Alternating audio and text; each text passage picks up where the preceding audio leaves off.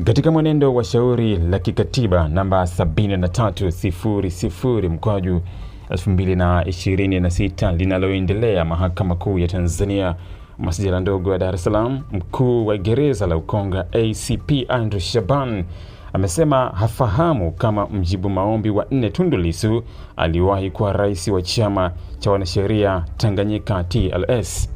Shahidi huyo ametoa majibu hii leo Alhamisi Julai 23 mwaka 2026 alipokuwa akihojiwa maswali ya dodoso na wakili Emmanuel Ukashu anayewakilisha chama cha wanasheria Tanganyika ambacho ni mdau mwenye maslahi katika shauri hilo.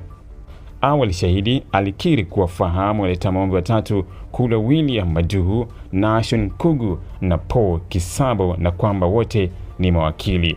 Hata hivyo, alipoulizwa kama anamfahamu Tundu Lissu kuwa ni wakili, alijibu kuwa hafahamu. Vivyo hivyo, alipoulizwa kama anafahamu kuwa Lissu aliwahi kuwa rais wa TLS kwa kipindi cha mwaka 2017 na mwaka 2018 kabla ya kushambuliwa kwa risasi mwaka 2017, alisema kuwa hana taarifa hizo.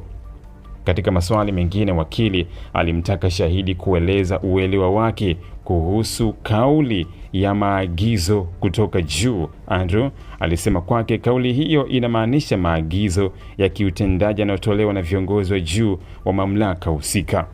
Alipoulizwa kama anaweza kuyakataa maagizo yanayotolewa na wakubwa wake akiwemo Kamishna Jenerali wa Jeshi la Magereza, alijibu kuwa hawezi kubishana na wakubwa wake, lakini akasema kuwa si kweli kwamba kutokubaliana nao kunasababisha kufukuzwa kazi moja kwa moja kwa kuwa zipo taratibu za kinidhamu zinazopaswa kufuatwa.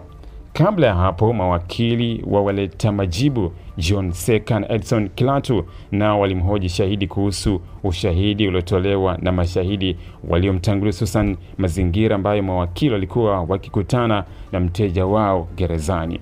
Katika majibu ya shahidi hakukanusha maelezo hayo.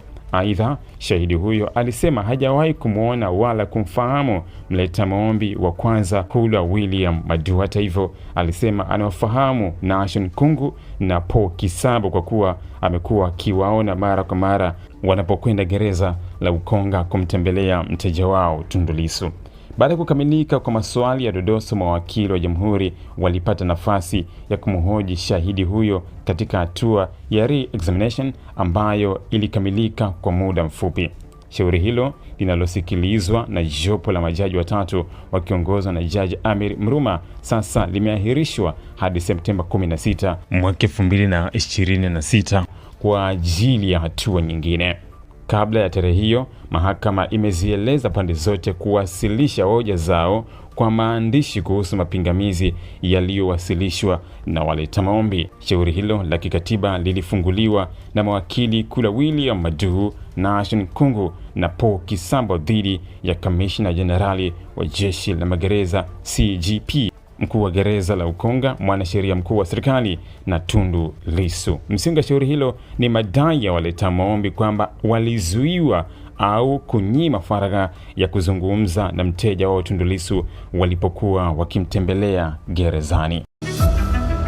Hello Tanzania, tunajua unajiuliza utafikaje katika ofisi zetu za First Vision Cargo. Tunapatikana Dar es Salaam, barabara ya Lumumba, jengo la ushirika Tower, floor namba 8.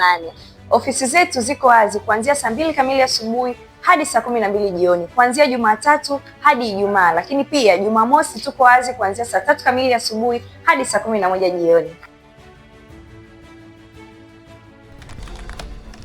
Mawasiliano zaidi, wasiliana nasi kupitia simu namba 0678 880 880. Karibuni tuhudumie.